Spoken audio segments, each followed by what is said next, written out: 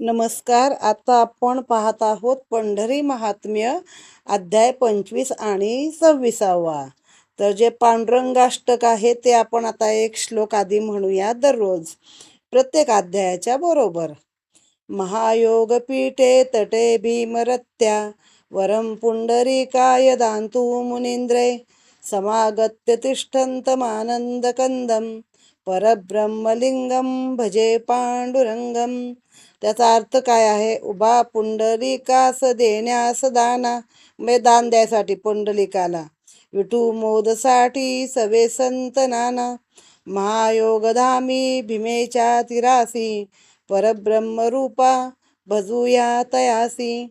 भीमा नदीच्या काठी तीरावरती महान योग्याच्या क्षेत्रामध्ये पुंडलिकाला वरदान देण्यासाठी श्रेष्ठ मुनीसह येऊन थांबलेला आणि आनंदाचा कंद असलेल्या परब्रह्मरूपी पांडुरंगाला मी नमन करतो, मी त्याला भजतो. श्री गणेशाय नमः. भगवान शिव देवीस सांगत आहेत, या पंढरी क्षेत्राच्या 8व्या आवरणावर असलेल्या श्रीहरी अच्युताची भाविकांनी मोठ्या भक्तिभावाने षोडशोपचारे पूजा करावी. 9व्या आवरणावरील केले जाणारे पूजन हे तर लक्ष्मीसह जनार्दनाचे पूजनच आहे. त्याची यथासांग केलेली पूजा उपासकास फलदायी ठरते. या क्षेत्राच्या पश्चिमेला इंद्र, दक्षिणेला भीमभैरव, दक्षिणेस नरसिंह, तर उत्तरेस एकादश रुद्र या देवता आहेत. पूर्वद्वारी त्रिविक्रम आहे. तसेच तिथे अनंत तीर्थेही आहेत. सकलास परमसंतोष देणारा पुरुषोत्तम हा तेथे रक्षक स्वरूपात आहे. या रक्षक पुरुषोत्तमाचे पूजन हे भाद्रपद शुद्ध द्वादशीस करण्याची इथे पद्धत रूढ आहे. दक्षिण द्वारात अश्वत्थरूपी नारायण निवास करून आहेत. या क्षेत्राचे पश्चिम महाद्वार म्हणजेच दक्षिण काशी अर्थात कोल्हापूर हे आहे. कोल्हापुरातील रंकाळा या तीर्थाची पापमोचक तीर्थ म्हणून ख्याती झालेली आहे. या दक्षिण काशी नगरीत ती अनंत शक्तीची स्वामिनी जगदंबा अंबाबाई भक्तांसाठी उभी आहे. या करवीर क्षेत्राचे महात्म्य त्या वाराणसी क्षेत्राहूनही थोडे अधिकच आहे. शिवपार्वती सांगतात, हे प्रिये, त्या आदिशक्तीचे स्थान मलाही प्रिय आहेच. आणि पंढरीच्या उत्तरेस प्रवरा संगम स्थान असून तिथे सिद्धेश्वर देव उभा आहे.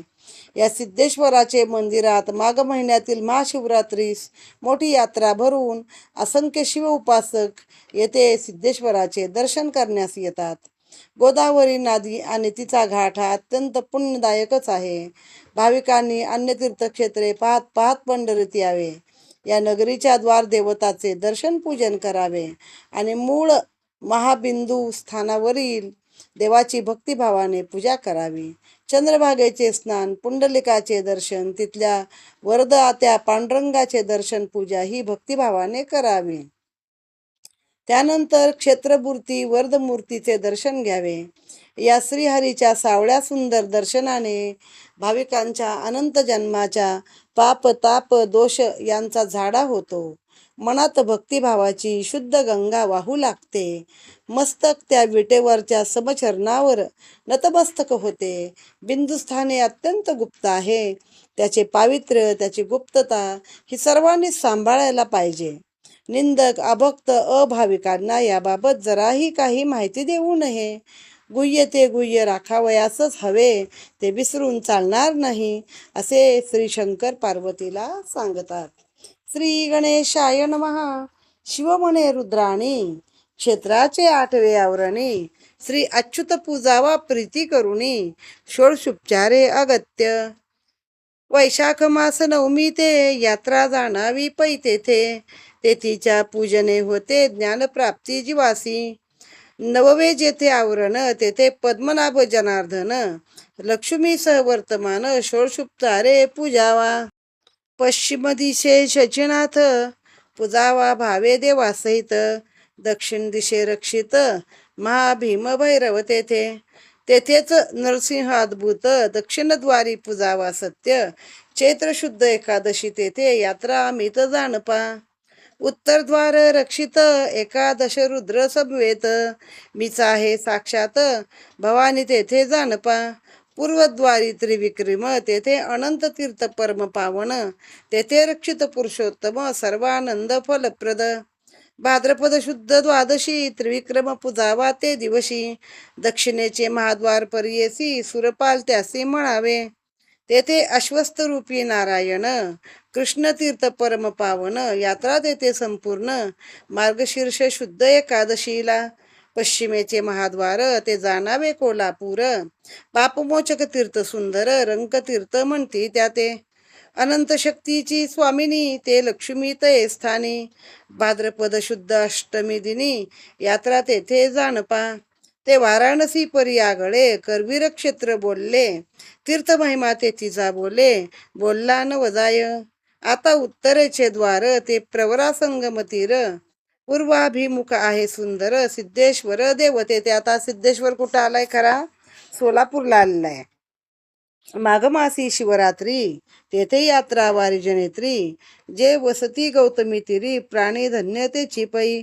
ऐशी द्वारदेवते पूजून मागुती यावे पंढरी लागून, पूजा करावी बिंदुस्थानी शंभू सहित आदरे.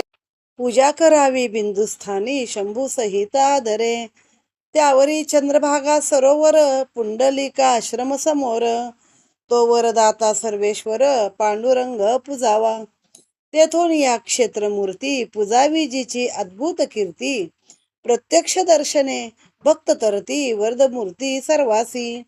पाहता पांडुरंग मुख हरे कोटी जन्माचे दुःख, परम कैवल्य मोक्ष सुख दर्शनाचे निदेत पै. त्यावरी लक्ष्मी तीर्थी उभा तो सच्चिदानंद गाभा, तयाची न वर्णवे प्रभा लक्ष्मी सहित पूजावा तो.